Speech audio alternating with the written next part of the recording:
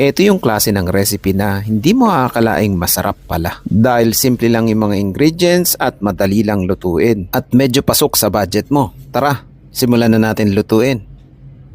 Una, magpakulo lang tayo ng tubig at pakuluan lang natin yung pasta. Make sure lang na sundin nyo yung nakalagay na cooking time sa packaging para hindi ma-overcook. Kapag luto na, drain lang natin yan tapos hugasan lang natin sa malamig na tubig at set aside. Pagkatapos, magpainit lang tayo ng kawali at lagyan lang natin ng konting mantika. Gumamit nga pala ako dito ng sausage. Chicken sausage gamit ko. Hiniwa ko lang siya ng bite size.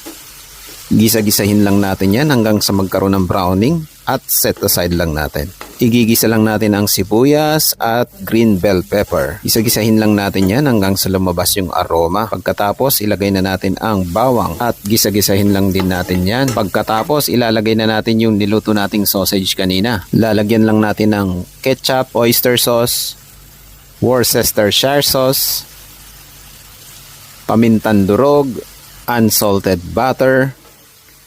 Tapos halu-haluin lang natin yan hanggang sa mag-mix ng maayos. Lagyan din natin ng konting asin, pasta water.